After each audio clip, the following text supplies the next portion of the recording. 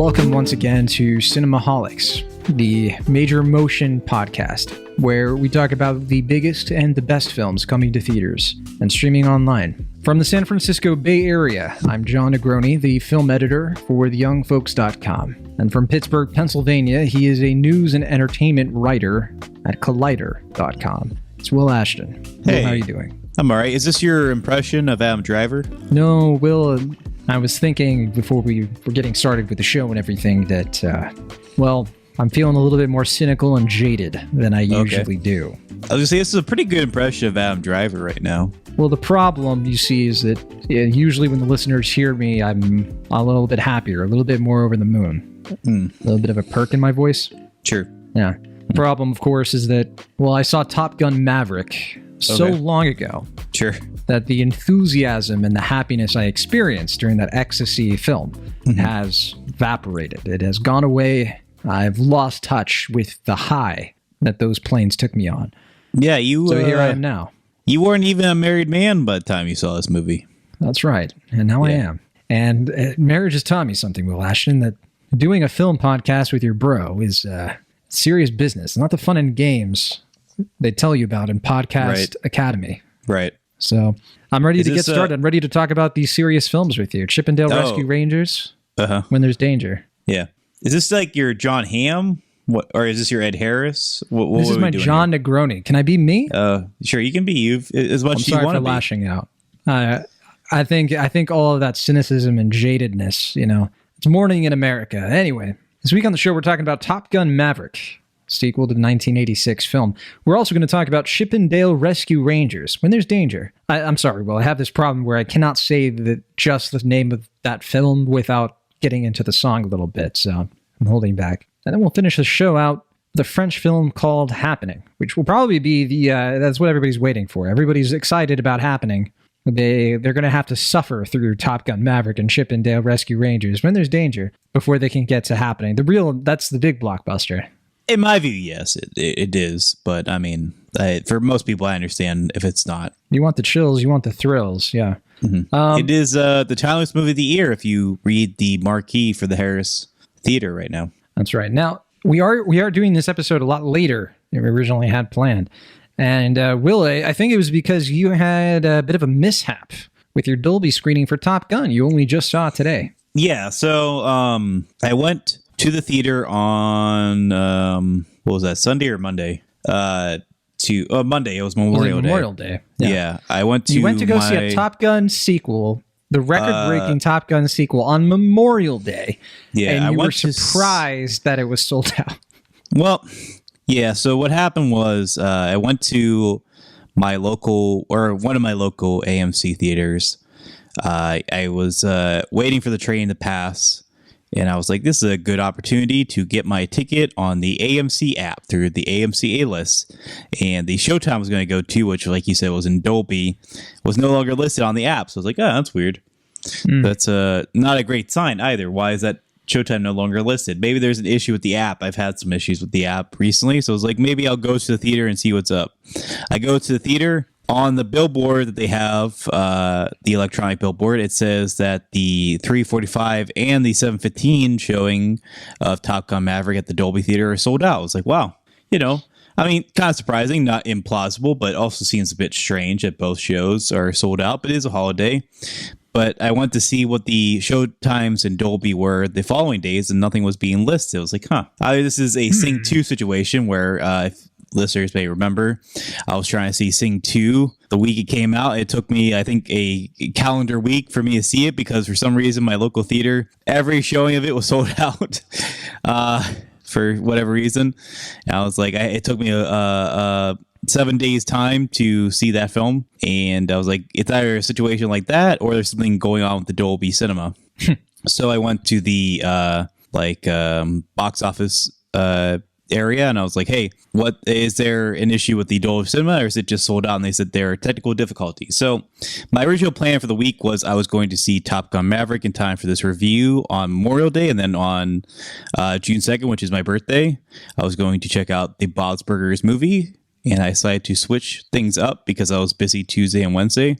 So I was like, I'll see the Bob's Burgers movie today because I had plans for the evening, and it was going to be tough to rearrange things to see Top Gun Maverick at the IMAX or LIMAX screening. So it's like, I'll just see Bob's Burgers movie today, and I will see Top Gun Maverick on my birthday, which worked out for me.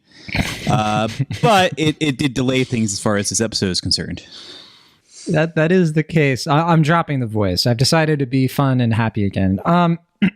Yeah, this is a bit of a roller coaster, and I have to say, Will, first of all, happy birthday, from me to you. Thank you. Feliz, I appreciate that. dia. Yeah. Very excited for you to be another year older. You deserve it. You earned it. Yeah, I mean, my last year of my 20s, yeah. Last year, your 20s, and you know what? We're going to make the most of this. Now, we're going to talk about Top Gun Maverick, and I think the best way to start that conversation is to talk about what you've been alluding to, which is the record-breaking, the smashing success at the box office this movie is having. It's ruling. And I remember when we were going into the summer, I remember we were looking at the box office and everything. A lot of us were bullish on, Doctor Strange and being like, Doctor Strange, Lightyear, Jurassic World, these are going to be the biggest films of the summer. And, two of those movies haven't come out yet. They're about to. We'll see what happens. But I think, for me, Top Gun, it wasn't in the top 5 for me. I didn't think that it was going to be, I thought it was going to be, maybe the 6th highest grossing film domestically at the box office. It's looking like this thing's in a sale, right? Because everybody wants to see it. I guess I'm surprised because, for Tom Cruise, an actor who's been around this long, who has come out with movies kind of in this vein, this kind of action movie, stunt spectacle kind of movie. He's done plenty of legacy things like the Mission Impossible movies. I didn't see this coming. I didn't think people were going to feel the need for this speed, but they did. They sped the theater. And why do you think it's selling out? I know it's because, the movie's good. We're going to talk about how the movie is good. I don't know. You think it's good, but the critics are unanimous on it almost. Yeah, so it's a sequel to I want to say 34-year-old film now. Came out in 86, so that makes it 36. Yeah, 36. Okay. But it's a film that's been delayed for at least 3 years. It was filmed, I think, in 2018. Yeah, it was supposed to come out 2020, wasn't it? Yeah. Or 2021. I forget if it was filmed in 2018 or 2019, but I know it's been, it was supposed to come out, I think, in 2019, and then there was a delay. And they were like, "Oh, we'll just push it to 2020. What problem will that cause?" Of course, what could happen? Probably the best thing that could have happened for it, honestly, Will, because 2019, this thing would have been in a crowded situation. Well, it's in a crowded situation now too, but I mean, not even close. What? No. I mean, no. 2019. We're talking Avengers Endgame. Will. We're talking. Okay, I see. That was the summer of Toy Story 4. When was it supposed to? Lion King came out in July. It was a crazy summer compared to this year. I think it was still supposed to come out in May, right? Or was it supposed to come out in July? I don't remember, but I mean, if it had come out in May, for Memorial Day, which is what I assumed, I mean, that's the heat of Avengers Endgame. Yeah, but I mean, true. Yeah, I mean, it's a whole game of who knows how it would have done in a different timeline. But in any case, they figured they pushed it to 2020, thinking surely there's not going to be a global pandemic that pushes things back. But the big thing was, would this suffer the fate that a lot of films have, a lot of studio films have, which is that it would get dumped to Paramount Plus, the new streaming service that the studio has been really pushing. Certainly a studio like HBO Max, they were bullish enough to put something like Wonder Woman 1984 on their streaming service as a way to sell the service around Christmas. Would Paramount Plus be willing to do such a thing for a big tentpole movie like Top Gun Maverick? And from what I can gather, it sounded like the studio was considering it, but Tom Cruise was adamant, put his foot down, was like, no, absolutely under no circumstances am I a streaming star. I am a movie star. Yeah. I make movies for the theater. And, good for him. I think it was the right call because that kind of feeds into the narrative of the film, or at least the underlying narrative of the film, which we'll discuss later. But he's not done. He's still Maverick. Right. Yeah. So, it certainly would have been very depressing if we lived in a timeline where this movie came out on Paramount Plus in June 2021 or whatever, and it just kind of got a quiet release and people were like, yeah, it seems pretty cool. And most people forgot because it premiered exclusively on Paramount Plus. But, whether it was Paramount that was like, we know this is a cash cow, we're going to deliver this in theaters when it's safe and feasible to do so, or if it was Tom Cruise putting his foot down, being like, no, under no circumstances are we going to put this on Paramount Plus, or if it was a combination of both. But for whatever factors go into this being a theatrical exclusive, it was a film that was destined to be played in theaters, and I think that really worked out, at least in terms of the box office. 100%. I mean, dumping this on Paramount Plus. I mean, we just saw the news, I think it was yesterday, that they're doing that for one of their other summer movies, which is Secret Headquarters, the Owen Wilson superhero movie with it's like a superhero comedy with Owen Wilson, Michael Pena, and Jesse Williams. Well, they did that with Infinite last year. They did. And I mean, that made sense because they didn't really have faith in that movie. And it's sort of like, it reminds me a lot of when movies would become like TV movies. It was kind of like a kiss of death, like either a TV movie or straight to DVD, right? Yeah, not even VOD DVD, before that. Yeah. Mm-hmm. Yeah, like all those like Disney animated sequels to the Renaissance films, like they were just sort of up, like they were made by different studios, and we kind of had this like weird time in film where that was becoming more of a thing. And it is similar, right? Because the theatrical experience has gone through this before. The theater system has gone through the birth of television. It's gone through like the whole era of shows like Cheers and MASH. It's gone through the era of DVDs, home video, rentals, and now streaming. And I just think that, you know, every time this stuff happens, something changes a lot. And one of those things that changes in a big way is the studio system and the kind of movies they make. And I'm kind of looking at like movies like this and movies like Spider-Man No Way Home. Like these have been the winners. You know, these existing on IP kind of films. And it's something interesting to point out. Like, what are the lessons that the studios are learning from all of this? And I don't know, I guess we should talk about the movie first before we get into all the speculation around that stuff, huh? Yeah, that might help. Yeah, because I don't know what you think. I didn't even read your Smart Alec Letterboxd review yet. I can't wait. Also, I looked it up, and do you know how many subscribers Paramount Plus has? I mean, it has to be less than Netflix and HBO Max, but way less. Probably more than I don't know, Crackle Plus or some other lesser streaming service. I have no idea how many that is. They have about half of what HBO Max has, like a little bit more than half. They have 40 million people subscribed, and so like just think of it that way, like 40 million, and then that's not assuming everybody who has the service is going to be like getting it for Top Gun. I don't even know like people would have done that. I feel like it's that kind of movie where people just wouldn't have watched it, right? But because it's in theaters and because critics and audiences are being like, this thing rules, it's great. It's kind of like being sold really well and marketed really well as like, you got to go see it in theaters. And that I think is the secret sauce. It's like, it's the same thing that drove people to watch Avengers Endgame so many times. It's like, well, the first wave was like, I don't want to be spoiled. I want to be one of the first people to watch it. The second wave was like, I like that movie so much. There was so much that happened. I need to watch it again. And then like, oh, my friend still hasn't seen it. I want to watch it again. I'm going to go take them with me. Like that explains a lot of like how these movies get to over $1 billion, right? And in that case, it was like over $2 billion. I don't know about Top Gun. I don't know what the ceiling is, but this movie's looking pretty good because also just found out today that Doctor Strange Multiverse of Madness, well, actually, I don't know if you heard of this, going to Disney Plus at the end of the month. We're only like 19. Yeah, we're 20 days away. Less than 20 days, Doctor Strange will be on Disney Plus. And that is a short window.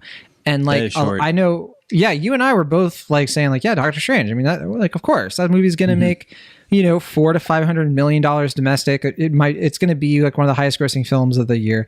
I think it's like I'd have to look it up, but I think it's at like 350 million right now. I'm wondering like, is it going to kind of peter out at around 350, 375 million?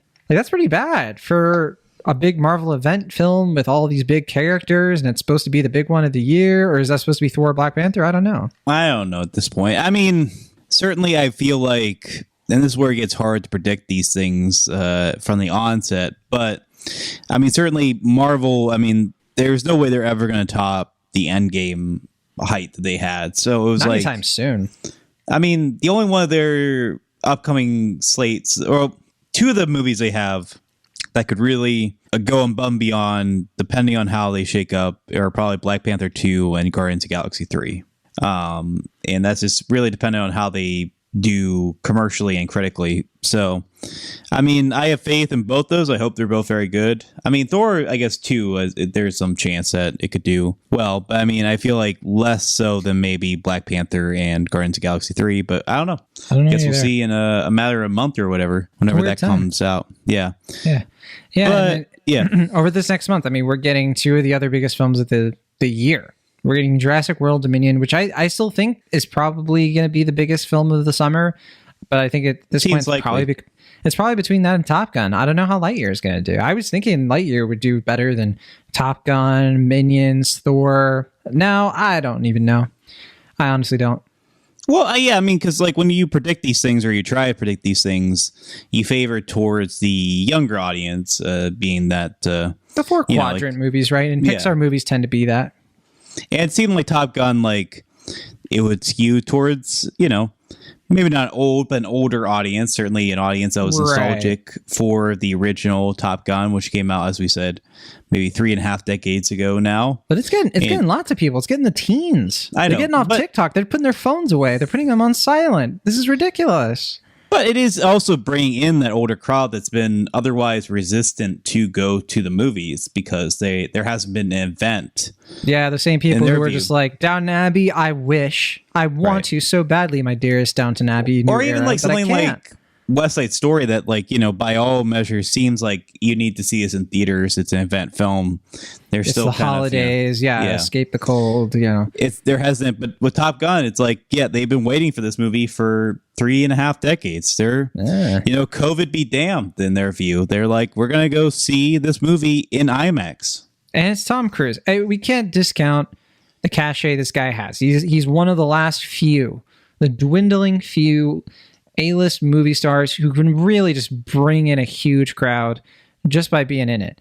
It's got to be marketed the right way, sure. But, I mean, I couldn't see, like, a Top Gun movie working at all without this guy.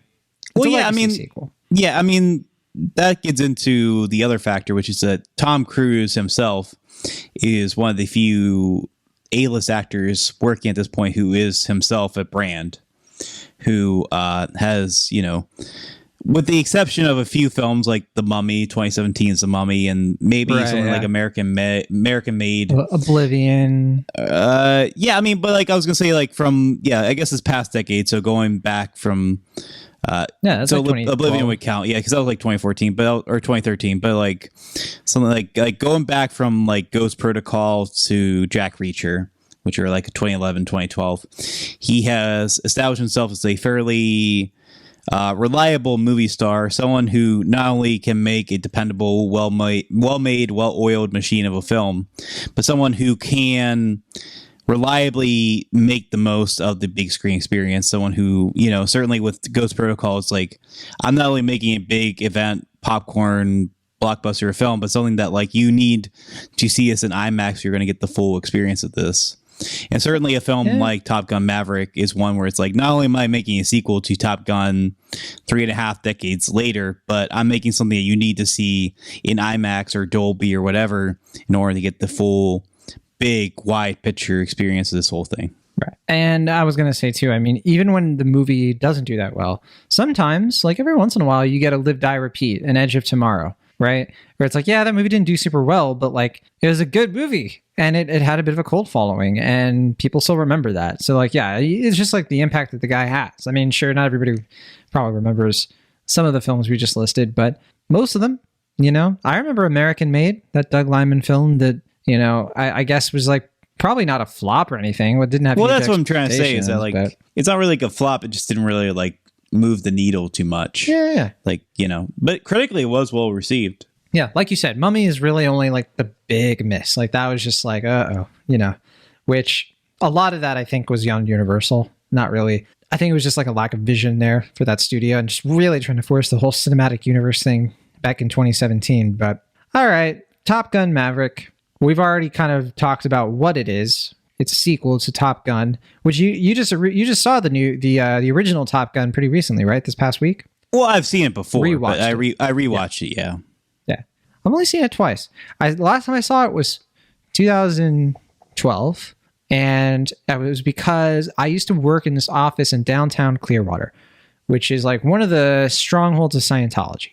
And yeah, worth bringing up just because like I remember there were people there like connected to Tom Cruise, like they knew him personally. Mm-hmm. Yeah, I can't get into detail, but it was a bit, it was a bit culty. I'm not gonna lie.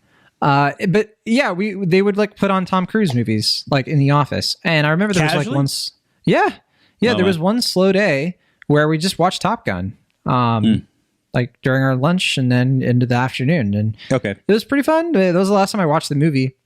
Good movie.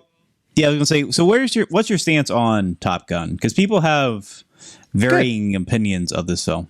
Yeah, it's a cheesy, I think it has a really nice balance between that. Like it takes itself seriously and it's in on the joke. I think some people sort of bicker on that of like, no, it's not in on the joke. Like we're laughing at it, not with it. I don't know. Maybe some people are doing that. I'm laughing with it. I mean, that's just kind of where I'm at with the film. And I think it bleeds over into this new movie. It's one of those things where like the drama of it all is what kind of makes it. Mm-hmm. Yeah, the sort of heightened like machismo of it, which is so like outlandish to the point where there's like this like homosexuality narrative going on, homoerotic narrative to it that certainly, I mean, it's like kind of one of those things where like once you notice that you can't really ignore it sort of thing. Certainly that's the case with the main sort of like hot and cold relationship between Maverick and Iceman in the original film. Like I think there's more genuine like chemistry, like erotic will they won't they chemistry between Maverick and Iceman than there is between Maverick and his main love interest in the film. I don't know if you agree or disagree, but I mean, certainly rewatching film, I felt like I just kept watching that movie and being like, the heat is. I was like, literally like hot and cold. Like it's like, I mean, there's like passion between, Maverick and who's the female Kelly McGinnis? Kelly McGinnis. Yeah, it's like like Kelly they're like sorry, they work well together, but like every time Maverick, Tom Cruise, and Val Kilmer, Iceman are on screen, it's like genuinely like, are they gonna kiss? Can they kiss? Would they? Can that happen? Could they? Yeah. Should they? Yeah, exactly. Yeah. No, I think that it's a prototypical film. I think for Tom Cruise in a lot of ways. I mean, this was he comes out with this film at this point in his career. It was one of, if not his first big summer hit. One of the first times he came out with a movie that was just really like full on summer blockbuster, popcorn kind of thing, way before he would go on to make things like, Jerry Maguire. Right. Well, I mean, like there were movies like Risky Business and a few others where it's like, okay, like this guy might be a movie star, but Top Gun is one of the few films where it's like, okay, certified, he is a movie star in the making, leading into the 90s where leading into the 90s he solidified that basically. Certainly, I mean, like you said, 96, I think Jerry Maguire was like the full, like he is a movie star, we cannot ignore it, he's getting nominated for Oscars, all that jazz. Well, and I was joking just because Jerry Maguire came out the same year as Mission Impossible, which is what I was getting at. Although, you can look at a lot of the films he comes out in between, right? Where like A Few Good Men. Yeah, it's not a summer blockbuster movie, but that is a movie that was like a big deal, right? That's kind of in between. And that was a movie that was just like formulaic, but really like well known. Obviously big launch pad for Sorkin, right? And then I guess like with his action movies, now that I think about it, it's not like he's done a ton of summer blockbusters, right? He did a Scorsese movie, same year as Top Gun, and he did all those Mission Impossible films. I guess Minority Report. I mean, there are some films here and there, Last Samurai, War of the Worlds, but when we're in like the Top Gun era, like the 80s and the 90s, like I don't know, he wasn't really quite in that zone yet, was he? I feel like it's more of a 2000s thing.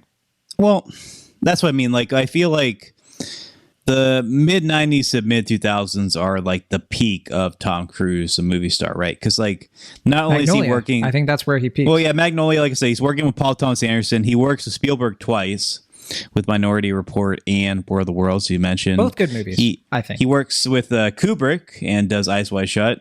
And I mean, certainly, I think if you're going to look at Tom Cruise, an actor, I feel like his two of his best performances are probably in Magnolia and Eyes Wide Shut. And Sorry, I misspoke.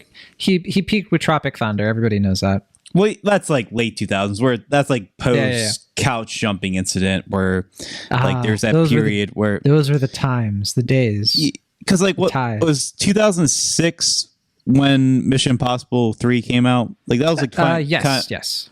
Because that was like kind of towards the time where I think the couch jumping incident was like 2005 or 2006. I know like that was around the time people were like, I don't know if we can really like bank on Tom Cruise. And then Tropic Thunder kind of paved the way for it's like, okay, he's making fun of his image, he's kind of playing it up, you know, like maybe we can laugh at Tom Cruise again. And then he started like had like these string of films where it didn't quite hit, like Night and Day and a few others. It wasn't that bad. Well, that's the thing. He had Lions for Lambs in between Mission Impossible and Tropic Thunder, which that was kind of like a big flop. That was the Robert Redford film with Meryl Streep, and after that, Valkyrie, which not a bad movie. I saw Valkyrie. Right. That was after Tropic Thunder, right? I think that was the same year. But Valkyrie that was like okay. Yeah, I'm not crazy about the film, but it is that period where he kind of has to prove himself again. I like Valkyrie for that opening scene where he's like speaking in German and then it switches to English, and I'm just like, Hollywood. The main thing I remember about Valkyrie is that he had the fake butt. Like, you remember that? Like, of course you remember that. Yeah. Or he has like that fake butt that kind of became a talking point online where people are like, what's the deal with his butt? Like he's padding in it or whatever. But then Night and Day, that was a big miss. That was with Cameron Diaz or whatever. I didn't even see it. Yeah. But then Mission Impossible Ghost Protocol. What a blast off. Well, that's like that's when Tom Cruise is officially a movie star again, followed by Jack Reacher. Back. Yeah, because Tropic Thunder, he didn't lead. Actually, you know what? To be fair, he hadn't really led a big movie since Mission Impossible 3. Arguably, he hadn't led one that was like kind of this big culture-defining movie since like War of the Worlds. So that's actually kind of a big gap. That's like 6 years. Right. Yeah, and then from there, from post Jack Reacher, that's where you're getting to the Oblivion. That's where you're getting into Don't forget Rock of Ages. Well, I was gonna say that's where you get into Rock of Ages.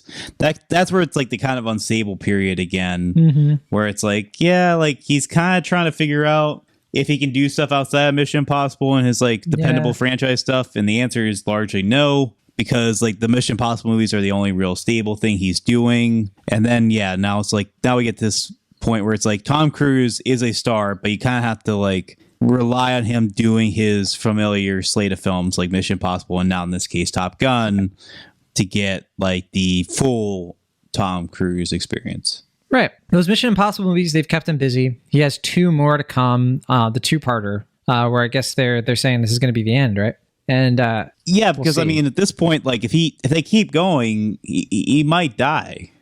Without exaggeration, like he might die. Yeah.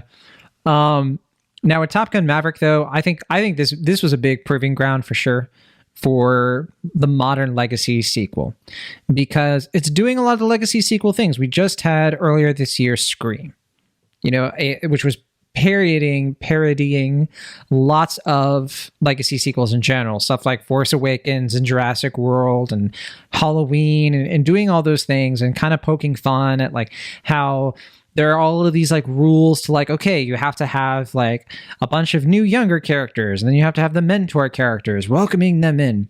And I'm going to say right off the bat about Top Gun Maverick, it's a movie that I think, like, even though it was filmed a few years ago, it kind of, I don't know, maybe subvert is too strong a word, but I do think it plays around with some of those expectations a little bit and surprised me in a good way with how I don't think it actually falls into some of the typical pitfalls of these legacy sequels, mainly when they have like these new younger characters we just don't care about, and we don't spend enough time, or we just like unceremoniously force out the main character.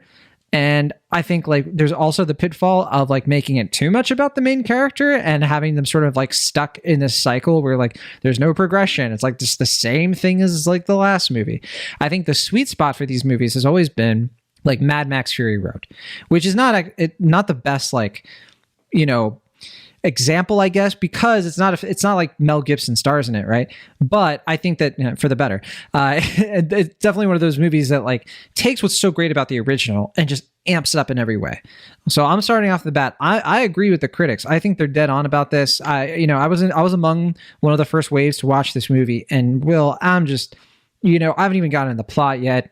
I'm too excited. I just really love this movie. I mean, I just sat down for this thing, and the time just flew by for me. Like the runtime, it's a little over 2 hours, and it is cheesy. It is high stakes. It is ridiculous. But the stunt craft on display, the tightness of the staging and the production design, what this movie is about, what this movie is trying to say, where it positions Maverick and this crew of new characters. The new characters themselves, they don't totally suck. Some of them are actually kind of cool, but I didn't care because we didn't dwell on them. It was great. I'm just going to say Top Gun Maverick, I think, is a slam dunk. This movie is just so satisfying. It's exactly what I wanted. Like in every, like, I'm glad it didn't get too pretentious. I'm glad that it didn't get like just, empty set piece after empty set piece for the sake of it, that was a concern based on, I hadn't seen the trailer, but I had heard some people were kind of nervous about, well, is this really just going to be like Mission Impossible Top Gun? And, not to say anything negative about Mission Impossible. It's just that like, that is sort of the Tom Cruise thing, is to just do stunt. And that is in this movie, but I think it just really works. Last thing I'll say before I turn it to you, I'm ready for you to trash this movie. Let's go. But I'm going to say that this movie is about how ridiculous it is that there's a Top Gun sequel in 2022. It's about the absurdity of a character like Maverick who can't just seem to like get over the past. It, like the avatar of Pete Mitchell and Tom Cruise himself, it's so there, it's so glaringly obvious. And one thing that I think the thing that like won my heart with this movie was how it just felt like Tom Cruise was willing to lean in on that and let himself sort of just be the butt of the joke. And like he still gets to be the cool hotshot who can do perfect things, sure, but he's also like weirdly humble in this. And I think that was the balance, the right tone that I felt like they really spent time and they worked on it. This is one of those rare points where I think we do have a legacy sequel where they really thought through it and they made something pretty cool. And I can't wait for the third film because it's probably going to ruin it. But okay, what did you think of the movie? Yeah, I mean, I think I already used this phrase before, but it's like a really well-oiled machine. I think certainly Tom Cruise as producer at this point, as well as an actor, knows exactly what he wants from a film that he's producing, what he wants as a film where he is the star. And I think he is smart enough to kind of know how to play that up, but also give it enough flexibility to where there is a real sense of danger, a real sense of like lived in authenticity. And a lot of that just comes, I think, from Tom Cruise putting his life on the line with these movies to the point where you kind of just like it's like almost like a Jackie Chan sort of thing where it's just like it's hard to believe that like this man who I think at this point is either pushing 60 or is in his 60s is like willing. I think he's pushing. He's like almost there. I'm double checking right now. I think he might actually he's be 59. 60. 59. Okay. So let's say he looks he turned 60 in July. Like he's still looking good, but I was gonna say like in the like pre amble, like before I don't know if you got this, like before the movie started, there's a little introduction from Tom Cruise, and he looked like notably older in that than he does in the film. Right, yeah, because he was in his mid 50s, huh? Right, back when they were doing this. No, I didn't see that preamble, but yeah, in this movie, he looks like he's in his late 40s, to be generous, early 50s. You know, right. And that's the thing. I think this movie is smart enough to where like Tom Cruise has kind of avoided the fact that he's aging in a lot of his films. Like he's kind of tried to fight against Father Time in a lot of his films. And this one, he literally runs away from it. Right. Very dramatically. Right. And this one, like, I'm not going to say like he leans into it. Like he's not allowing himself to like look like old and gray and haggard, but he is acknowledging that like I'm getting older. My way is getting extinct. This whole movie, the reason we spent so much time talking about Tom Cruise as a movie star is that's basically the narrative of the film.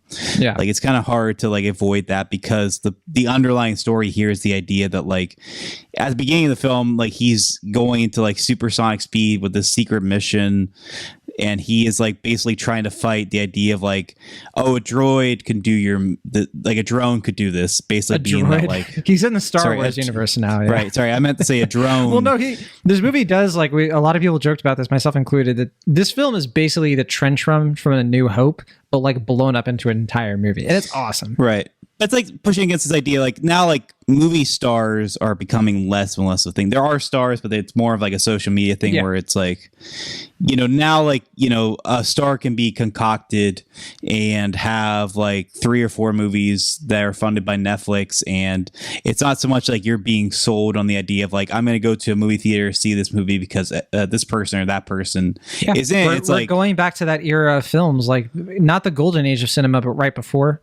When that was the case for a lot of actors. They were contracted to like a single studio, and it wasn't about really like the actor themselves being super famous. It was about the studio. But I mean, what I'm trying to say is that it's less of a commitment when you have something like Netflix, where it's just like, oh, like I know this person, but I'm not like, it doesn't, if anything, all they're really wasting is like their time, is if they like don't like certain film, or they don't like a certain film because like, I'm going to check this out, and if I don't like it, I'll just tune out or whatever. Yeah. It's like oh, less Ryan of a commitment. Reynolds. And it's a new Ryan Reynolds thing, and it's on Netflix. Why not? Sure. But yeah, like when you go to the movies or when you go to the theater, it's like you're putting your own money on the table. Yeah. Oh, it's Ryan like, Reynolds in a video game. Why not? Right. And that's becoming less and less common. And the idea here is, of course, like, Tom Cruise's way of like, I need to prove myself to, like, I got to push myself physically and emotionally as far as I can to prove myself, is becoming, unfortunately, obsolete. But it's a movie about the idea of like, why is this so important? Why do I do these crazy, outlandish things? Is it worth the sacrifice? In this case, like basically his own well-being. Is it worth pushing myself to be the greatest at this point living movie star to do this? And that's like not saying like the greatest actor, like the greatest movie star, which is the idea that like there are people you can rely on as far as like Denzel Washington, who's like undeniably like one of our greatest, if not the greatest movie star or movie actor at the moment. Like you see a movie with Denzel Washington, or you see a movie with Tom Hanks, and it's like, okay, I'm going to get a truly great performance from this actor. With Tom Cruise, like I may not get the greatest performance, but I'm undeniably going to get a Tom Cruise performance. Like he has that movie star charisma. Even in his weakest films, like you watch The Mummy, it's like, okay, not a great film, but you watch it, it's like still Tom Cruise is the movie star. Like he has that charisma, which is becoming a rare thing. And it's something that I think is kind of hard to define, but unavoidable when you see it. And the whole narrative of this film basically being that like, like you can like kind of push yourself, you can do all these different things, but at the end of the day, if you don't have that it factor, like, you just don't got it. And I mean, it's almost like a movie about like Tom Cruise passing the torch to Tom Cruise, which is kind of a weird thing. I was going to say, I thought you were going to say to Miles Teller, but really no. He's just ostensibly sort of like, here you go. Yeah, yeah, right. Which is kind of an odd narrative, but at the same time, for Tom Cruise, he's like, okay, if I can prove it, like if I can make it so I make the audience convinced that I'm the best to be doing it right now, then it'll work. And against all odds, like Maverick, it kind of works out. Yeah. Yeah, I mean, I think if I can point a flaw at this movie, I mean, there is some messaging around like, his character progressing, being reliant on like letting go. And I think like without giving anything away, I think it kind of reneges on that sort of like plot point, but that's fine because I think it still gives us what we want. I think it's so important to point out like movies like this, and when movies are billed with actors, you really are, with a movie, you're selling two main things: the experience of the film and the premise of the film. And a lot of those times, like those two things overlap, right? A lot of people will watch a movie because the premise is that actor. The premise is an action movie with Tom Cruise, or an Oscar movie where Denzel Washington like just destroys it, and like they don't need to know anything else. But a lot of the time, people need more than that. They need like, well, I want a premise. Like I want a movie that like gets me to the theater, right? In this case, it also has a pretty decent premise, which is Top Gun again. Tom Cruise, he's back. Goose, he had a kid. And it's like that kind of thing, like that sells people so quick because people know Top Gun, big pop culture, like landmark of a thing. People know these characters. They love these characters. Iceman's going to be in it. Sweet. And yeah, I think that's all you really need. Well, though I'm kind of confused. Do you like the movie? I didn't really get that from. Oh, really? Did you say that I you liked liked the it? film. Okay. Yeah. I mean, I don't know if I'm quite like over the roof in love with it as some people are. You're not flying high. Sure. I mean, I think you're doing the low altitude flying. Yeah. I mean, as we've kind of said or suggested before, it is the type of film where it's like it's kind of relying on the expected cliches. It subverts some, but it relies on most of them. Yeah. It kind of has to. Right. It's because it's a Top Gun sequel. And I mean, it's kind of trying to find that balance between like honoring the sort of like cheesy 80s aesthetic, but also trying to update it for a modern, mostly younger audience. I think mostly it succeeds, but there are a couple moments where it doesn't. And I think the sore spot of the film is that like I just think the emotional moments don't hit maybe quite as hard as they were hoping. I think like there's a lot to like in the relationship between Tom Cruise, his character, and with his on-screen relationship with Jennifer Connelly. But I thought you were going to say Val Kilmer. I mean, that's probably the most touching scene in the film is with that's what I was going to say. I was like, if Val Kilmer. Yeah, if that didn't get you emotionally, I think I would have been a little sad. But for you, I mean, my only real critique of that scene is that I would prefer that the guy next to me that was snoring during the scene would not do that. I don't know what that was going on with that guy. You need to wake up your dad more often. I mean, there's generally a guy next to me like snoring during several serious moments in the film, and I was just like, "Do you like?" This is for you. I just don't get like I didn't know people could fall asleep in a Dolby theater. Like I mean, like they are pretty loud and vibrational. Yeah, I was gonna say like I mean like I was generally. I mean, I know it was like a quiet moment, but it was just like man, like maybe talk to a doctor about narcolepsy. I mean, like that's like. You know what I think is kind of amazing to me about this movie? So much of it is just passable and functional.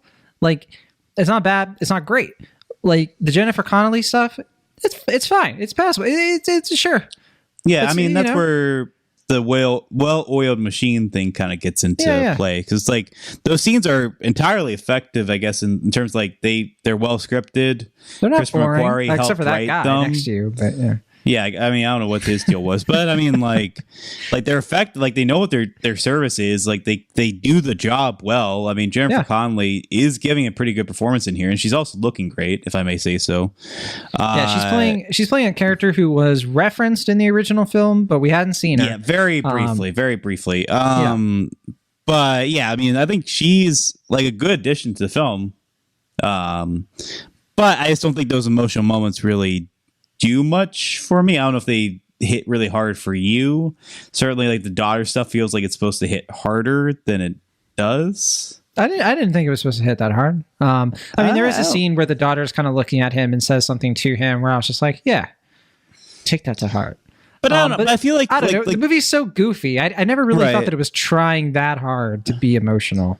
But I mean, like, when you watch the original film or rewatch the original film and you see like for all the movie's cheesy sentimentality, the original cheesy sentimentality, like I do think that the relationship between Goose and Maverick like is really sentimental and it hits. You're gonna make me cry. You're gonna make me sob.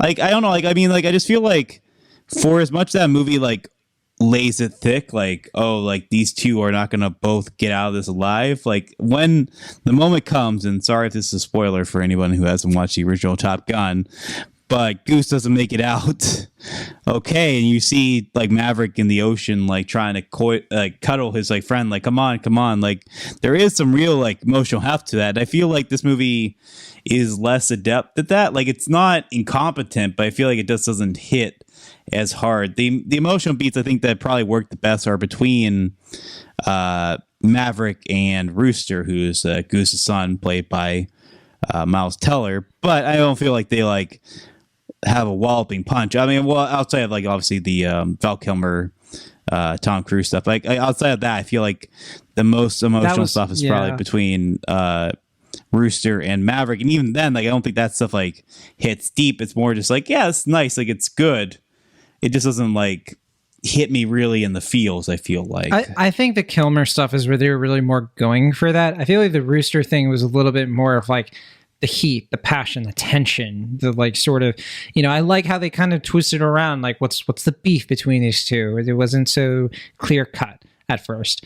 And I think where this movie got me a little bit harder was just sort of like the basic plot of it. I mean, the plot of it is that Maverick is being forced to essentially coach a bunch of like young hotshots, one of them being Rooster, on basically a suicide mission, a mission that the military thinks that, you know, the only way they can do it is they pull off in a way that will get them killed, and that they're just sort of blasé about that. And Maverick is trying to break the rules in order to like get them to a place where they can pull off the mission and survive, which means doing something that is far more difficult than the easy route that would, yes, the mission would succeed. However, these pilots would die in the process. And I was like, man, that actually is an interesting way to tackle sort of that conflict that he has, that he can't do it himself, that he can't go out there and just like do everything alone. You know, he needs a team. He needs to teach the next generation how to do this sort of thing. I'll say that he gets a little choppy with some of that stuff toward the end, but man, I mean, the tension and the excitement and the stakes of like watching those scenes, because like when you're watching these young pilots, like we don't know them super well, but like I certainly was like feeling more for like what it would do to Maverick if something happens to someone, you know what I mean? Especially Rooster. And yeah, I like these new characters just fine. And I think where this movie succeeds most is just like gripping the audience super well. I remember walking out and being like, you know, we say edge of your seat all the time with like, you know, I was on the edge of my seat. And it's, you know, because it's a phrase, it's an expression. I mean, Will, I don't know about you. I doubt you were, but I was on the edge of my seat. I literally was like leaning as far ahead as I could, trying to get close to the screen. I don't know why. I couldn't help them in this situation, but I wanted to. I mean, desperate. I think this movie at its best really nails that third act. Oof, like, so good. I think that third act is really where the movie, like, I mean, it's a good movie before, but that's where it really comes to life. And it's just like, yeah, we're really, you know, we're firing all cylinders here. We're really, you know, in addition to like the actual palpable sense of like danger and threat, as far as like Tom Cruise, you know, has made a point being like, I am actually flying a lot of these planes. Like we strapped an IMAX camera to these, maybe not all of them, but like a lot of them, like he is actually in, you know, the cockpit flying these planes around. Yeah, I think they like do some movie magic where he's not flying the plane, but he's in it. Like he's in like the back seat or whatever it is, and then they have a real pilot in the front. I think that's how they pulled it off. I thought it would be maybe more of like electronic thing where it's just like you never like see like planes are movies, electronic. Well, yeah, sure. But you know, like in like movies, like they have like scenes where like they have a driver like kind of remotely driving the car. They can't remotely. No. Okay, I don't know. I don't know what the technology is at this point. I think they're playing with the angles and making it look like he's in the front when he's in the back. That is my guess. My guess was that like for scenes like when they like show him like taking off, like going off of the railway, like that's him in the cockpit. But like other times it's like what you're saying, where it's like him just kind of like in the back seat, but they kind of have some filmmaking trickery to make you believe otherwise. I would guess that he was never actually flying those planes. I genuinely just do not believe that. Maybe I'm totally wrong. I don't know. I mean, I think he might have been for like select things, but not like, I don't think he's ever in danger, like in true danger for it. But I could be wrong. Yeah. Miles Teller did drive those planes though. He built them. All right. Should we play the Rotten Tomatoes game? Yeah. I mean, if we're ready to go that far, I thought we were still talking. We have other movies to get to. Sure. And I don't have that much to add. I mean, John Hamm is in the movie. We didn't really go through the cast. Sure. And, you know, Glenn Powell, Ed Harris comes back. Yeah, they're all good. I like Glenn Powell in full douchebag mode. Give it to me. I've heard some people say this. I was curious to ask you about. Do you think it would have made more sense if Glenn Powell played Rooster and like him and Miles Teller switch places. I wish, just because like Miles Teller is a big yikes for me. Okay. But you know, I mean, I think Miles Teller does a good job. Like he does. He's not, yeah. He looks like Goose. I think he kind of like, looks like Goose's son and Meg Ryan's son. Yeah. And he worked with Joseph Kaczynski. Is that Kaczynski? Okay. Joseph Kaczynski. Yeah, we didn't mention him. He was the director. Yeah. He made Tron Legacy, and what else did he do? I think he deserves some credit. I feel like people are kind of dismissing what he did as like more of like a journeyman director. Only the Brave. That was the other one. Yeah, Only Brave was what I was referring to. But I feel like people are acting like, oh, like he like didn't really helm this. Like people were saying like Christopher McQuarrie might have ghost directed this. And I feel like that's whatever. He did Oblivion with Tom Cruise. Yeah, people are kind of downplaying him. Yeah, I mean, I feel like Tom Cruise, like at this point, he's just like, he's not really experimenting as far as like working with new directors, but he is working with like people who he has collaborated with in the past. Like Doug I think Liman. of it as like his Mission Impossible squad, right? Where he gets like the same people every time. They all are kind of like equal partners, aren't they? He's got his Simon Pegg. He's got his Ving Rhames. Yeah. Yeah. But I mean, Christopher McQuarrie, I think, did help with the screenplay. And then maybe, I don't know, maybe did some like second AD or like might have helped with like reshoots. But I don't think he was a director on the film. Like I feel like he worked on the screenplay with Aaron Kruger, Eric Warren Singer, Peter Craig, and Justin Marks did the story.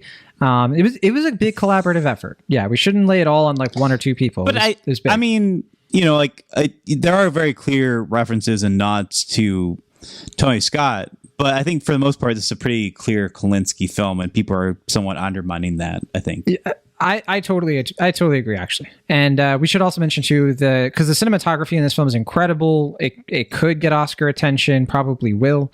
And this is, I think that would be a first for Claudio Miranda since Life of Pi, right?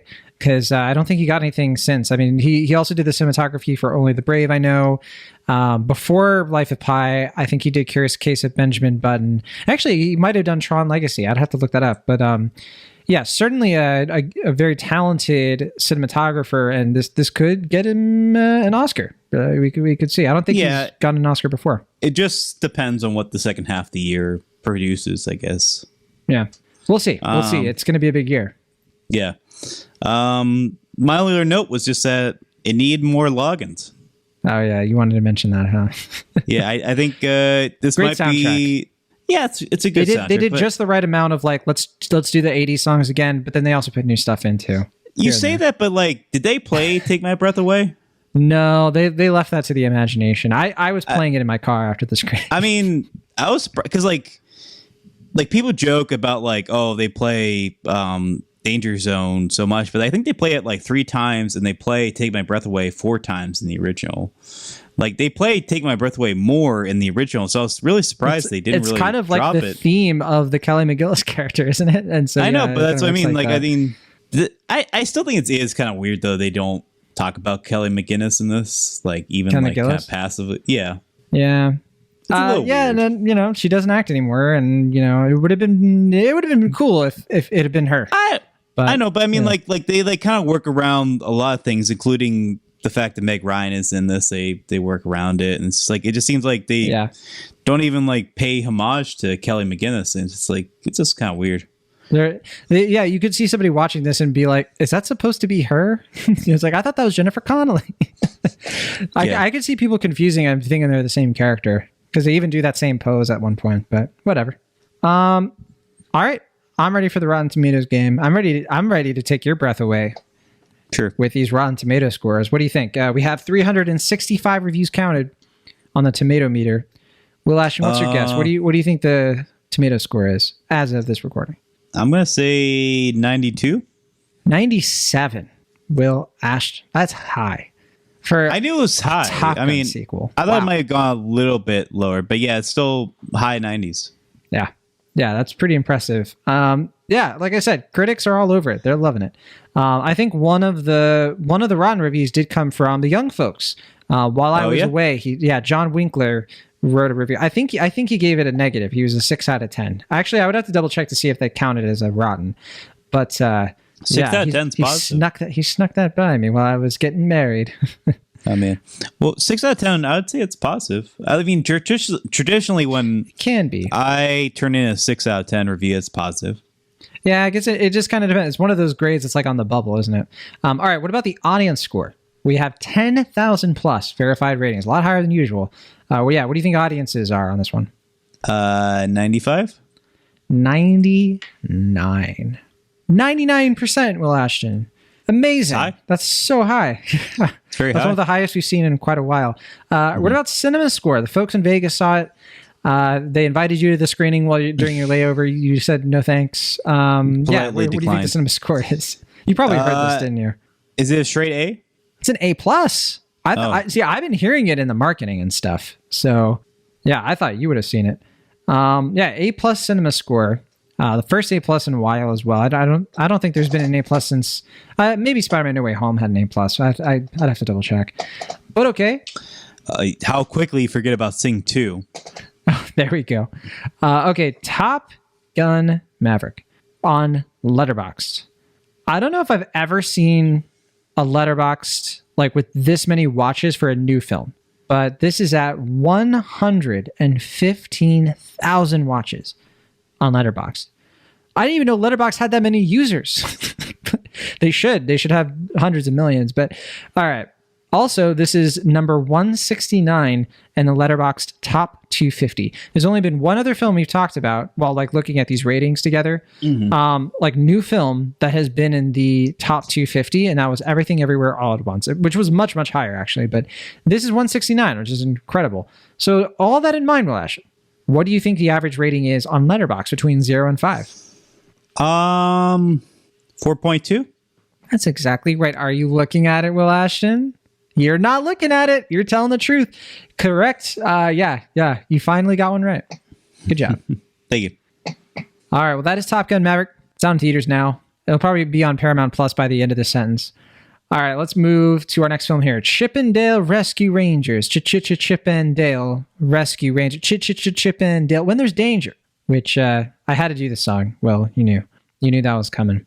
I think we are in an alternate universe where, like, I honestly, I never would have thought we'd be talking about a sort of like live action animation hybrid Chippendale Rescue Rangers movie that went straight to Disney Plus on May 16th. It premiered. I think it went to Disney Plus a few days later, right? May 20. Yeah, I mean, I don't think it's that strange that we got a Chippendale film. I think it's maybe strange. It's not strange that we got the film. It's strange that you and I are talking about it. Because, we just, It's strange in the sense that, like, we got this film, I guess, is what you're trying to say. Yeah, the week of, like, Top Gun Maverick. Like, I feel like, there have been times where we talked about Tom and Jerry, sure. We talked about that Scoob movie. But this was 2020. This was, like, a weirder time. I guess Tom and Jerry was 2021, but you know what I mean. But with so much content out there, there's so many choices, there's so many movies. We watched this one, and I'll tell you why I saw this. It was because, we got screeners for it, right? And this was like right before the wedding and everything. And I was like, well, you got maybe a screener. I didn't get a screener for this. Sorry. I got a screener for it, and I was like, I might watch that. I watched Chippendale Rescue Rangers when I was a kid. It's just Chippendale Rescue Rangers. I loved the show. I had like the VHSs and everything that they show in this movie. And I was like, that could be fun. I could just like throw that on, whatever. But, I never did because I was about to have a wedding. What are you going to do? But then everybody who did get screeners that I know was just like, this movie, like John, it's for you. It's for you and for them too. Like I was hearing it's really actually good and great. I didn't watch the trailer, but I remember my wife and I were watching Snowpiercer, which I think we're the last two people on Earth watching that. Speaking of Jennifer Connelly, she's in that show. They were showing like in the commercials ads for this movie. And I was just kind of like, wait, John Mulaney, Andy Samberg, Peter Pan, but he's like older. Like it was like super weird. So I did finally watch it. And well, how did you come across this one? I remember they announced it that one day for Disney Plus Day or something where they were just like announcing all their stuff on Twitter, where it's just like, this is what we got coming up. We got an Enchanted sequel. We got all this other stuff. And I remember most of it was kind of bleak and it was just like, oh God, like Disney just is trying to make Disney Plus happened so hard. It's kind of sad and embarrassing. And but bless their hearts. I remember like in the midst of all that, one of the kind of casual things that came out was like, there's going to be a Chip and Dale movie, from the Lonely Island team featuring the voice talents of, like you said, Andy Samberg and John Mulaney as Chip and Dale. And I was like, well, I don't know if that's going to be good, but that's actually kind of interesting. I think they also announced that Seth Rogen was in the cast at that point. And I was like, oh, well, I mean, I don't know if that's going to be anything worth watching, but certainly intrigues my interest more so than most of these other things. So I was like, okay, that seems interesting. It's probably going to be not exactly what I expect, which is that it's going to be a little bit more irreverent. It's not going to be a straightforward Chip and Dale type film. Yeah, they like land in New York, and there's Neil Patrick Harris, and yeah, it's not going to be as Smurfs. But I mean, you don't want to. You see something like that, and you don't want to jump the gun and be like, "Oh, it's going to be another like Who Framed Roger Rabbit," which was a response that started to come out when this movie came out. It's that like it's like I mean, I don't think I saw anyone say it was on par with Who Framed Roger Rabbit, but that comparison was being made more than your traditional, more so than something like Happy Time Murders. I was seeing people say that it was this. It's like a spiritual successor or a spiritual sequel to Who Framed Roger Rabbit, which I think is super fair. I think it is something that they want, but not exactly fair. Really? Come on. I think this movie, so you've seen Who Framed Roger Rabbit, I'm assuming?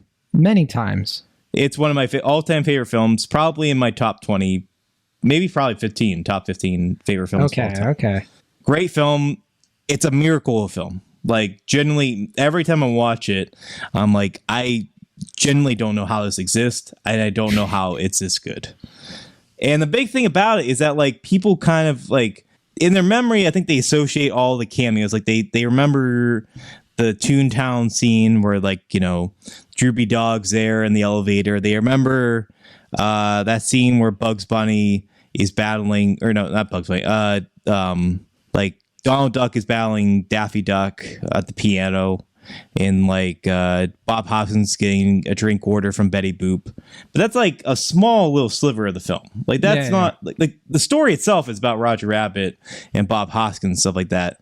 In this movie, it's mostly about the references. Like there is a plot, but that's kind of put to the backside of a film that is mostly about, hey, remember this thing and this thing? Hey, remember this thing?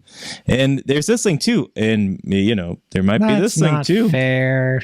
No. This is a movie that's saying, like, animation is freaking weird. And, like, all of these things that you thought that nobody else thought about or noticed that happened, like Johnny Quest and Ugly Sonic and all kinds of other things that I'm not going to even reference because the surprise of them is what's fun. That is what this movie is. It's not just like, oh yeah, reference. It's actually like about like the idea of references. It's about like, and that to me is the spirit of Who Framed Roger Rabbit. It wasn't just like, look, there's Donald Duck. It was more of just like, how crazy is it that Donald Duck and Daffy Duck are in the same scene? And like, this is a movie that doesn't ride solely on that. It's calling I'm not to saying the way that animation happens. No, I mean, I'm not saying ride solely on that. And I think the animation is the key. Like, I love how much this movie incorporates different animation styles. Like, certainly, like, there'll be a scene where you get, like, hand-drawn CG and stop motion and, like, all these different animation styles in one scene. And that stuff is fantastic, especially for a streaming-only release. Like, I mean, that's, like, stuff like this, like, they're getting away with with so much in this film. And I mean, I don't know what the budget was, but it certainly seems like they're getting away with more. Less than a typical, around 70 million, and it's less than a typical Illumination project. I mean, that's just crazy. Like the fact that Disney would put 70 million into a film that wouldn't even go to theaters is wild. Let's go through the backstory of this thing. I looked it up because I was so like, when I finished this, I was like, how in the world? So they were talking about making this back in 2014, kind of as a response to Alvin and the Chipmunks, because that had seen so much success, right? And so they had a couple of people attached to it, and it was gonna like basically be an origin story for the Rescue Rangers. It was basically gonna be like a Smurf sort of thing. But then, yeah, as the years passed, like it just didn't come together, and they eventually replaced the director with some new people, and they decided, like this new team that came in, this is in 2019, we're like, well, what if we did something just meta?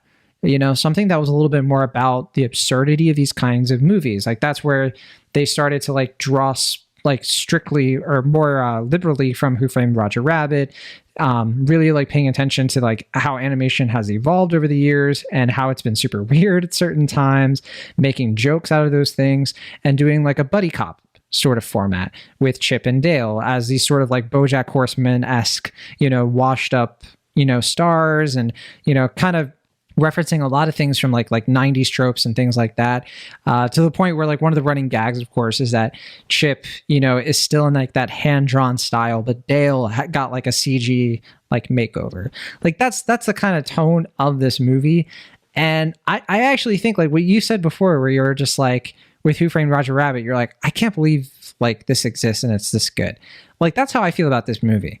And like I'm not saying that it's better than Who Framed Roger Rabbit, or like I don't think it's on par. I'd have to like rewatch the movie again to really get it. But I mean, this movie I think is hilarious. I think there are lots of really good jokes. I think the writing is really good.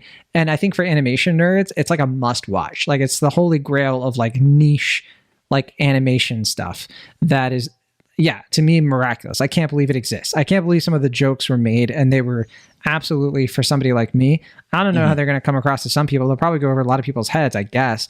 But I assume that, like, because this is a movie coming out in the heyday of the internet, a lot of people are going to get these jokes. Like, we are in a world where, like, Twitter exists, right? And so, like, the idea of like joking about ugly Sonic would not have worked, you know, a long time ago. But now it's something that people, this is like for Reddit users, right? Like that's kind of what it is. I think it's really good. Right. Good movie. Yeah, really I mean, movie. it's playing to like you said, the Reddit Twitter crowd, which I think is fine, but I don't find that particularly endearing of the film. I guess maybe it's not as much as you do. Not really. I think it's fun. I think it's different. It's fun. I just like I just think it makes a film that's just like overall fine. Like it's just hard when you compare it to Who Framed Roger Rabbit, which is, and it's not a word I use lately, but I think that might be a perfect film.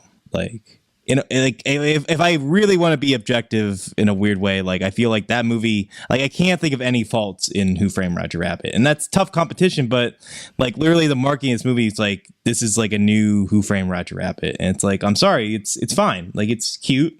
I mean, it's got good jokes. It's for Who Framed Roger Rabbit, like for the kids, for younger people, for Gen Z. I guess, but I mean, if people are going to be hard on Happy Time Murders, you got to be hard on this one too. Oh my gosh, there's no comparison. Yeah. Happy Time Murders is terribly written, and like the jokes in there don't land, and it's just gross for the sake of being gross. That's just a bad movie. It's not very good. Yeah, and this is fine. It's like I think this is much better than fine. And I think what's good about this movie too is that, or actually, I'll say one negative thing, because I do have negatives. I'm not jumping around for joy. I think that the voice acting, I'm sorry, I don't think Andy Samberg and John Mulaney are the right voices for these characters.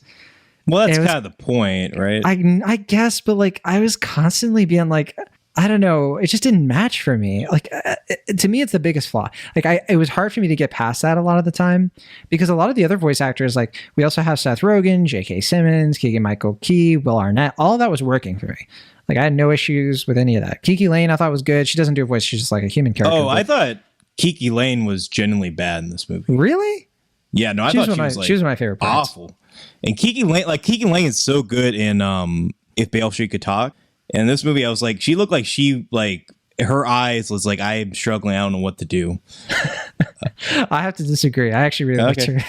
No, I was like, every time she was on screen, I felt bad for her, because it's like she seemed like she didn't know like she was interacting with like blank air, and she didn't know how to interact with a screen partner that wasn't there. But I will agree with you. I thought J.K. Simmons and Keegan-Michael Key were both very good in their voice only parts. I think so. I mean, look, I could get past it, because even though that's the thing, I love John Mulaney. I'm okay on Andy Samberg. I thought, I still am like a big fan of Palm Springs and stuff like that, but I like both of these talents. But I just got to say, like every time those characters are talking, with those voices. There was something kind of off about it, especially because you have the other Rescue Rangers in here who sound way more like their original like voice actors, which I'm not even sure exactly like which ones were which. I don't know. I know Dennis Haysbert plays a certain voice I won't give away, but yeah, he's funny in the film, I'll say. Yeah. I think the voice of Gadget is the same as from the show. It sounds just like her. Like I can't imagine otherwise, but I'd have to look that up. Yeah, it might be another like Sonic situation or Sonic 2 situation where like they hire the main voice actor for that part, but everyone else they outsource. For Sonic? Well, I saw that like for the Sonic stuff, they have some of the same animators. No, sorry.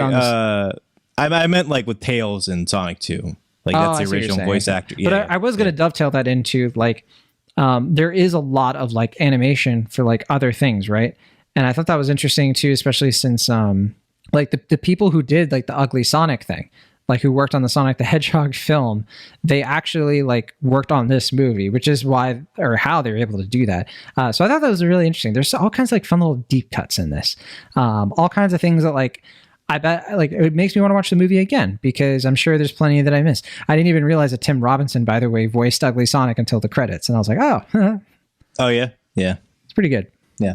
No, I mean, I have no fault with the voice cast. I think it just sounds like you have high expectations for like when people put that moniker because people were hyping this up and admittedly I saw this like a week after it came out because obviously Same here. I was at your wedding when this came out and people that I knew were just like, oh man, I can't believe this movie exists. Like I can't believe this is as good as it is. This is a worthy successor to Who Framed Roger Rabbit. I was like, high praise. Surely it cannot live up that hype, but I will watch it anyway. I mean, I was planning to watch it, but I was like, I'll keep that in mind as I watch this film. I'm watching. It's like, yeah, it's fine. Like, you know, it is, you know, that same irreverent style that you get from most Lonely Island projects, but it's a sort of irreverent style where it's like kind of announcing itself a bunch in a way that I find very annoying, where it's just like, I can't believe we're going to do this thing. Like, can't believe we're going to have the rap. I can't believe we're going to have this plot point and all that stuff. And I just like, I don't know, dude, like either lean into sincerity or just play against expectations. I'm kind of getting annoyed with the style where it's just like ironic, but also still playing into the tropes. For me, it's getting annoying. I feel like you're ascribing something to the film that I don't agree. I don't think it's actually doing that. Because what you're saying there is that's what I get from the Illumination movies. And I really don't like those Illumination movies for the most part. Well, Illumination's cynical, but it's not playing into like it's Some not of it acting is. like it's above the tropes. That's what I'm trying to say. Is that like this movie's trying to kind of have its cake and eat it too, where it's like the plot mechanics are like the traditional like Alvin and Chipmunks kind of thing, but there's just like irreverent jokes and they're just kind of acting like, oh, I can't believe we're doing this thing now, but they're still doing it. But they're just gonna act like, oh, okay, we're just doing this thing, but we're kind of like, oh, we're kind of embarrassed that we're doing this, but they're still doing it. So I don't think that it's. I think there is sincerity to it, being like it's okay to do this thing. It's okay to kind of go by the formula because that is effective and it's what you expect. But we can point attention to it. I think that's the whole point of being meta. Yeah, and I guess for me, it's just like I am fine with meta with something like Phil Lord and Chris Miller when they do it with the Lego movie or even the 21, 22 Jump Street movies. I was going to say Community. Or Community, yeah, certainly I was leading up to that. Yeah, like, I think there's a way you can do meta really well, but you can't be lazy about it. And I'm not saying this movie's lazy, but I feel like it's just kind of leaning into some lazy tactics that I find annoying. Well, we'll have to agree to disagree there. I think that like very, very, very small like mistakes on that front in terms of the writing. I think for the most part, it really, I think, nails that humor and that sort of like irreverent style that I do get from things like Community and Lego Movie. And I think this is in that same like sweet spot of those types of things where, yeah, I think it has a lot going for it. So I think it's an easy movie to recommend. I think it's amusing and it's fine. I just think people are overhyping this thing up way too much. They're having fun. And I'm having fun with them. Yeah. How dare they? Yeah. How dare they have fun? You can watch something else on Disney Plus. You can watch whatever, Stargirl. That's on there. We'll see you later. Oh, you mean the sequel that just came out? Whatever it's called. Hollywood Stargirl? I don't know. Yeah, I don't know what it is. Yeah. Chippendale Rescue Rangers When There's Danger. It's on Disney Plus, 97 minutes long. Let's play the Rotten Tomatoes game because I haven't seen the Rotten Tomatoes score for this one yet. Nor have I. Nor have you. So that's great. We're going to look at it now. All right, we have 122 reviews counted from critics. What do you think, Will? What do you think the Rotten Tomatoes score is right now? 86. 82. Close. Close. You're only 4 off. What about audience score? We have 500 plus ratings.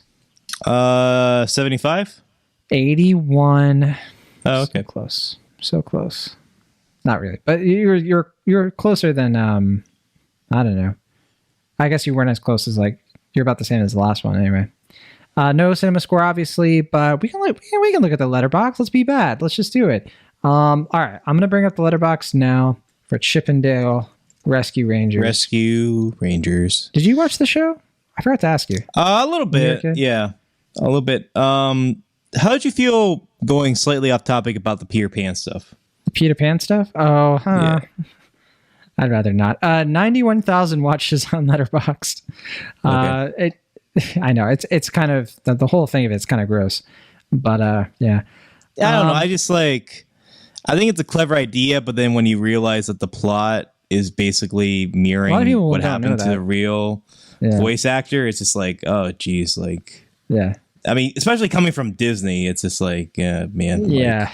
They're kind of reveling in it a little bit. It's kind of, which I don't think that was the intention of the Lonely Island game, but just when you see a movie like that on Disney Plus, mirroring what happened to that guy, it's I don't know, maybe we could. It'd be worse if the next movie was supposed to be Peter Pan, on the suggested. Yeah.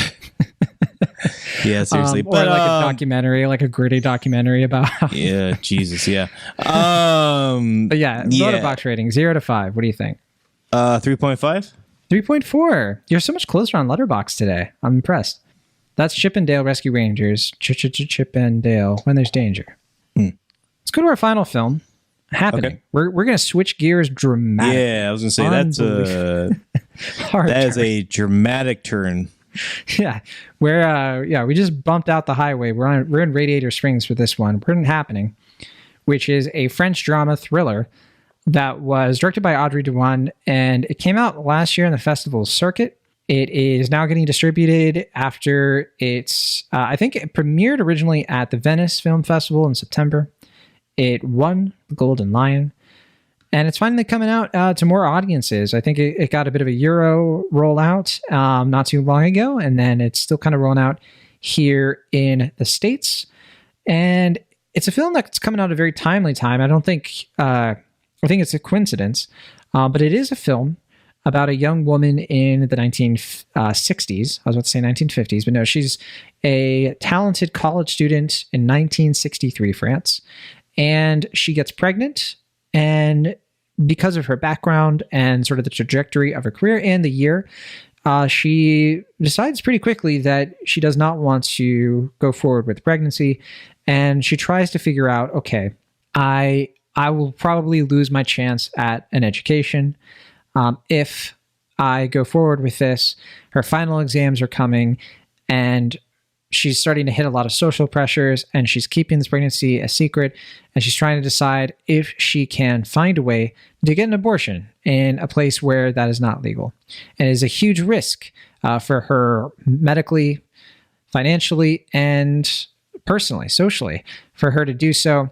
And the film kind of proceeds from there. The main character here is played by Anna Maria Bartolome, who I'm not as immediately familiar with. She was an actress in My Little Princess from 2011, and I didn't even recognize her, but it has been over a decade since that movie came out, so I got to be honest, I didn't quite remember it. She's been in a bunch of other films since then, none of which I've seen. I looked at her filmography because I was so impressed with her performance. It's incredibly good. I've heard of some of the films she's been in, but this is definitely the first one I've seen from her in quite a while. So turning it to you, Mr. Ashton, Mr. Will, what did you think of Happening? Oh, I mean, quite good. I mean, well, that will do it for cinema. Yeah. I mean, it's kind of a hard one to dissect, but I do think there's a sense of verisimilitude to it that, as we discussed, I think that timeliness factor of it, the idea that it feels very present to the now, even though it takes place several decades before, the sense that it feels grounded in a reality, feels very real. And also, as we suggested, the performances feel so nuanced and powerful that it is a film that can be hard to watch, but is one that's also very gripping and immediately relevant because it does feel like it has, such weight to it, even outside of current events that are going on. If I were to criticize the film, I think it's just that I think some of the scripting of it can push back against that verisimilitude, where it feels it's not poorly scripted, but it feels like it is scripted in a way that I think seems more pronounced given the naturalistic style of the filmmaking and the naturalistic style of the acting. That you kind of are like you're kind of aware of like the like speeching or like talking points of the film.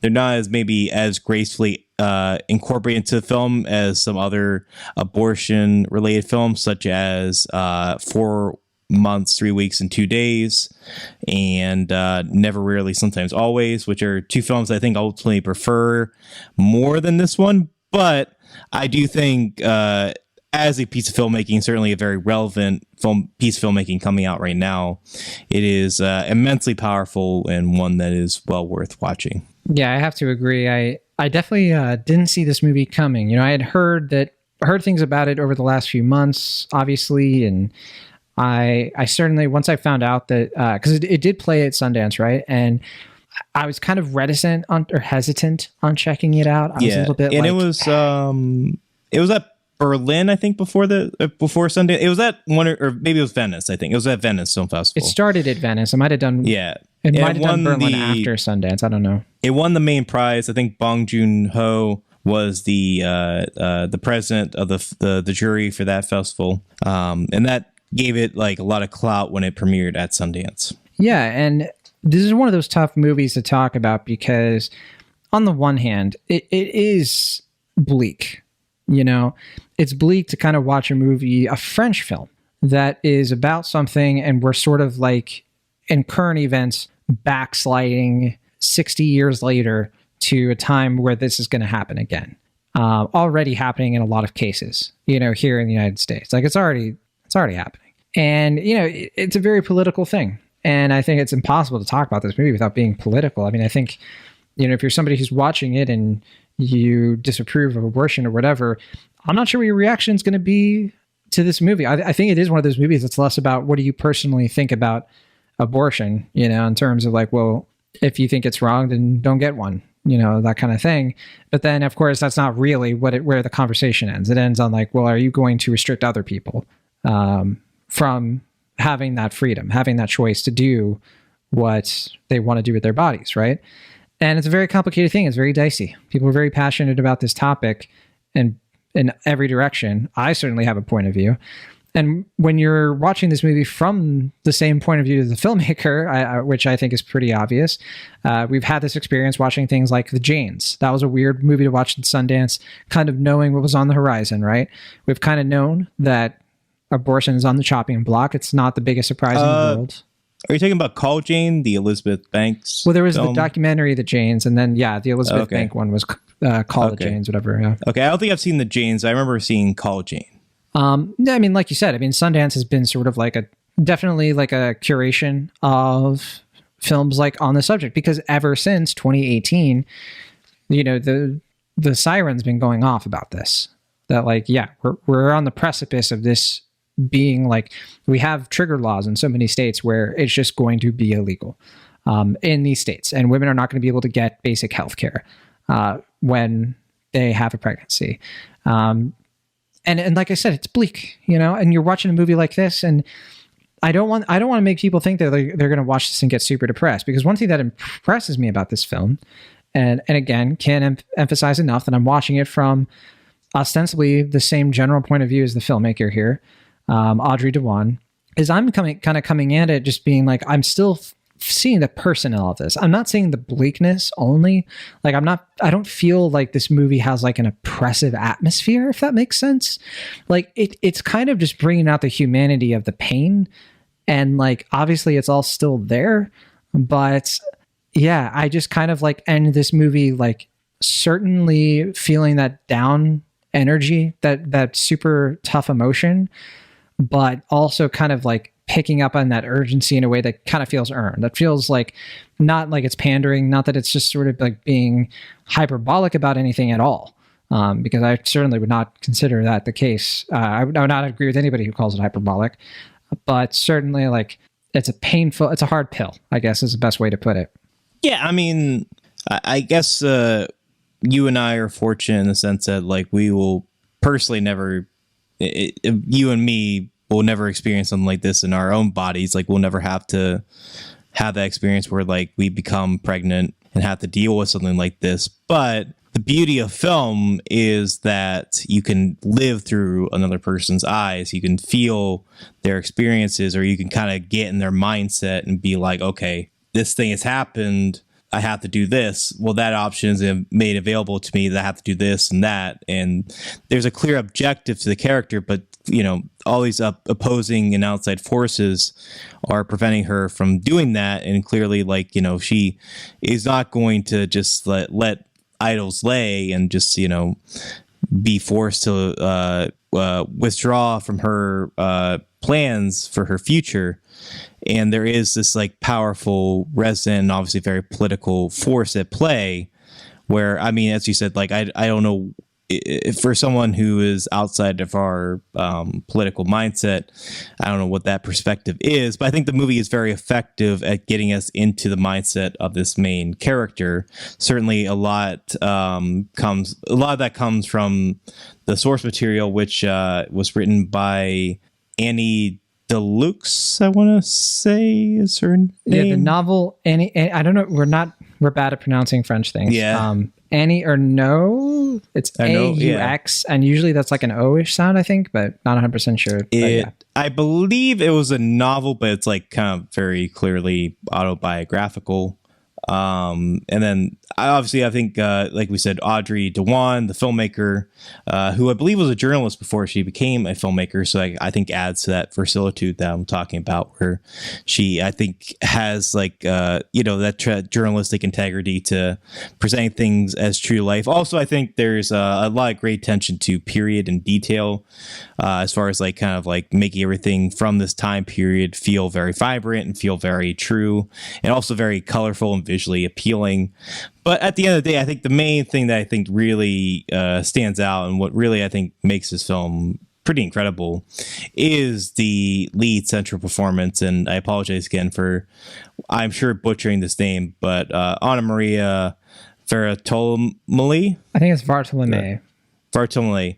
Her performance close, yeah. Driving this film as like, you know, like just like, you know, like you said, bringing that urgency, the intensity of it, but in a way it doesn't feel like superimposing or like, you know, overdoing it or resorting to some sort of melodrama or some sort of like over pronunciating it. But, you know, as a actress, you know, really pronouncing that drive, that need of it, I think really, especially as a young actress, is really well communicated and just resorts in a pretty fearless and incredibly outstanding performance. Mm-hmm. Yeah, you know, this is definitely one of those movies where it's certainly about more than its exact text. You know, it has something else on its mind. It's using this situation to tell more a cautionary tale beyond the specific act in a way that does apply to everybody, you know, men, women, trans people, whoever. And I think it's a lesson of saying, it's like when you are in a place where authorities and institutions are alienating you, where the law is sort of like inhibiting the freedom that you have to like basically like live a life that is both like a life that like for you is going to lead to exactly what you want in terms of like your health, your success in life, your ambitions. It's a very subtle thing. And the world can just completely shut off for you when those things don't just get taken away, but they target you. And I think that ultimately was what this film is getting at. And it's using that sort of like that fear against people who sometimes complain that they think that that's happening to them when it's not. That's kind of how I come at it, you know, because that's me. Like, I think we can get in all our little camps and labels. It's like, well, I'm this and you're that, and, you know, red, blue, whatever. For me, I try to always boil down my own political philosophies to what I want in the world and like what I want how I want the law to treat me. And for me, freedom is such an important thing. I think it's so crucial to everything. And I think there's so many healthy debates that can be had about freedom and laws and what they do to like promote the individual. But yeah, this is one of those cases where I watch this and my heart breaks, you know? And I think that like, because I have that like deep connection with like, you know, through the politics of it, also with this time period. And it's like, it's such an effective tool to really like nail home the eeriness of the eras and how we're not that far away from it. And you're right. Like the period details here are spot on, and they kind of need to be, because they really help you understand like where we really are. This isn't a modern day film, but in a lot of ways you can watch it and maybe get a little confused of like, what is it? You know, depending on where you live right now. So I think it's a very, very good film. Very tough film, but certainly one of the better ones. I agree with you, though, that I do think Never, Rarely, Sometimes, Always is the more quotable film. It's the more, I think, universal film. But this movie has a line of dialogue that kind of hit me hard, where she kind of says, as usual, I manage. Oof. Sure. I mean, quotable isn't really, I think, the word I was searching for. I'm thinking of that scene in Never, Rarely that is very like, it's not, I don't know, I can't call it iconic, but I mean, it's certainly like stand out, you know? Yeah, no, I mean, that's an incredible scene that I think if I'm thinking of the scene you're thinking of, but I mean, I don't know. I think both are very good about feeling grounded, but I think there is a sense of like genuine sort of authenticity to Never, Rarely, Sometimes, Always that I think with happening, while very like stylistic, and I think there is, like I said, that verisimilitude to it. There are, I think, from a screenplay standpoint, some scenes where it kind of just feels like they're diving into like talking points of the film. I think there's some scenes where it feels like it feels less natural than certain scenes in Never, Rarely, Sometimes, Always, where it just, I think, feels a little bit more organic, and therefore it feels more lived in and true to those characters at basically all times. But I don't want to discredit what Happening does. And like I said, I mean, I don't know what it would be like to see this film when we were covering Sundance, but certainly watching it now, it's you know, it's hard not to feel stricken and feel like that, like emotional, raw, core feeling of it. I mean, it's so present to the now in a way that the timing of it just it is so unavoidably relevant to now in a way that I think really heightens and draws out the vitalness of this. And I hope that means a lot of people see the film. But I mean, it's certainly one that you kind of need to prepare for. I think we've had sort of opposite experiences watching the film. I think you were able to watch it via screener, so you could kind of, you know, watch it a little bit more with ease. Yeah, you could pause it. It's like a horror basically. Film. It's like a body horror, sure, basically. And I mean, I wanted to make sure I saw this in theaters and just could kind of have the ripping a Band-Aid experience. Like I didn't want that temptation. I didn't want that opportunity to feel like I could pause or should pause. I just wanted to experience it, which I think is effective for me, but I can understand why other people can't watch this movie that way or would feel uncomfortable doing so. Yeah, fair enough. And yeah, it is interesting that we almost saw this at Sundance, and here we are now, like seeing it at this point in time, and it's pretty wild.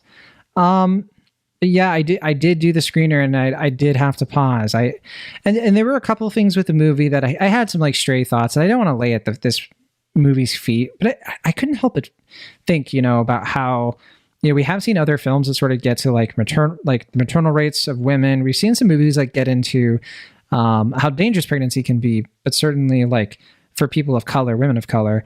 And I remember I was talking about this film with somebody where we both kind of were like, you know, it is kind of strange that a lot of these kinds of films, like these dramas about getting abortions and everything, a lot of the time, like almost all the time, they center around like white women, and there aren't a lot of like women of color in these kinds of like festival films, at least that I've seen. Maybe there are a bunch that I'm just not aware of, but I thought that was a little bit like eyebrow raising, and I'm kind of curious considering like that certainly is part of the narrative. And we had an interesting conversation. This is a film friend of mine we had an interesting conversation about it, and her theory was that she thinks that it's, purposeful, and it's trying to be like, the people that they're trying to talk to about this issue tend to mostly be white, and they want them to connect with those characters. And I don't know if that's what it is, but I thought it was worth pointing out that it is kind of a thing. And I can't say that I think it's for the better or for the worse, but it's something. Yeah. I mean, certainly I think we would be benefited from having multiple points of view and this type of story, though I won't hold this film. I won't hold that against this film, I guess. Yeah, same here. I want to be clear about that. I'm not being like, this film is, no. Right. Yeah, I'm not going to criticize the film for that. I'll make that clear now. Yeah, I just thought it was interesting. It was kind of like, it is kind of like a trend. It kind of reminds me of like the Portrait of a Lady on Fire, Ammonite kind of thing, where it's like we tend to get these like period lesbian drama things, but like they're always around like straight white actresses. I guess Portrait of a Lady on Fire is not true in that regard, but anyway. That's getting off topic.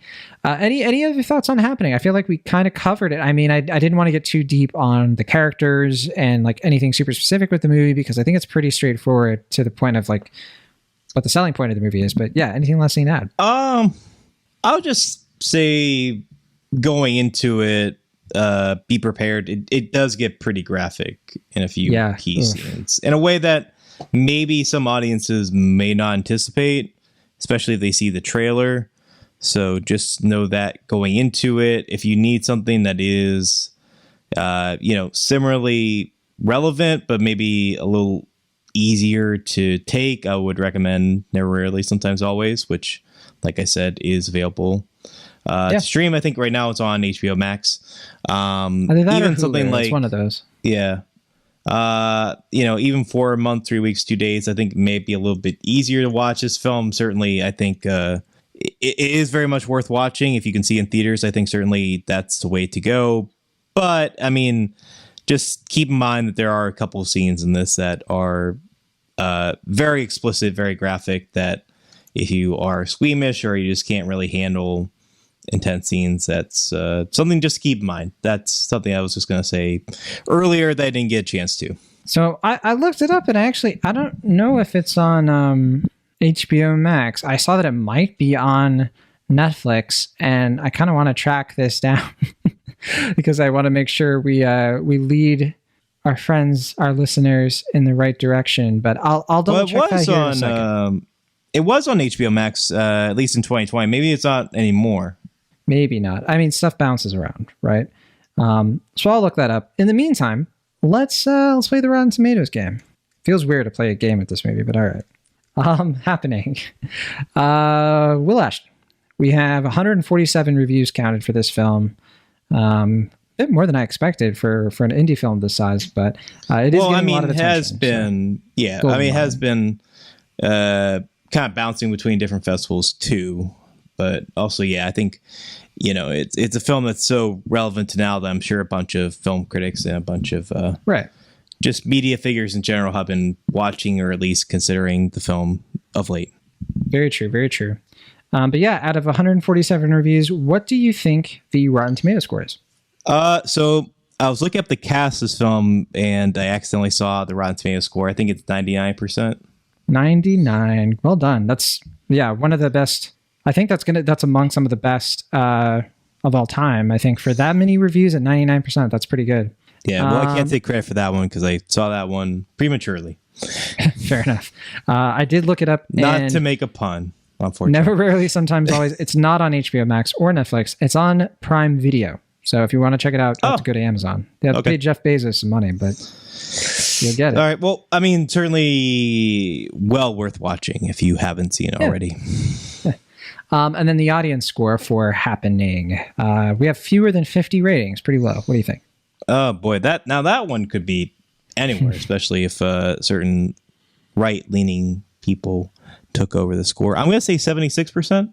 It is 85. And okay. I think it's one of those cases where they just don't know about this movie. I think it's as simple as that. You know what I mean? Like, I don't think they care in this regard or put the energy into it. All right, on Letterboxd, we have 15,000 logs for this movie. That's a bit more than I was expecting. I was expecting maybe half that. And yeah, we have an average rating between 0 and 5. Will Ashton, what's your guess? 3.8. 3.9. Your letterbox guesses have been pretty good. This is a letterbox day. It's very impressive. Very impressive. All right. Speaking of being impressed, next week on the show. Actually, that was not a good transition at all, but whatever. Next week on the show. I was waiting to see, like, where's this going to go? We're going to impress you with Crimes of the Future. I think we're going to be talking about Crimes of the Future, most likely. Okay, is that the main review? I don't know for sure, but it's in contention. There's Crimes of the Future, Benediction, and Fire Island.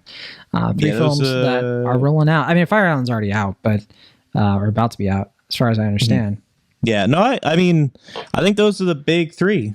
Unless I know, like we said, I think there's Hollywood Girl or whatever, the Disney Plus thing, but I don't know if that's a right. Hollywood Star Girl, like, Disney Plus, yes. Which I don't know. I mean, Grace Vanderwall. I'm sure it's fine, but it's not like not a must see in my view, I guess, at this point. So I actually did not know it was a sequel to Stargirl until you mentioned that. I just thought it was a similar name. There's also Interceptor on. There's also Interceptor on Netflix, which looks just kind of like it just looks like kind of like an action movie with Elsa Pataki, and Watcher, the film that we saw. We saw Watcher at Sundance. Yeah, with Michael Monroe. Did you see that? Yeah, that's coming out on Shudder through IFC. Yeah, we could talk about that if you want. If you don't get a chance to see Benediction or Fire Island. Well, I will see Benediction. I have a screener, so I'm good to go on that. Crimes of the Future is a bit of a question mark. I'm going to try. We'll see what happens. But because I missed my screening for Crimes of the Future, which is the real crime. But that's kind of what we have planned and in store for you all. It's going to be a quieter week, smaller releases before the big Jurassic World event movie comes out. But until then, from the Internet, California, I'm John Negroni. And for Pennsylvania, I'm Washington. See you next time.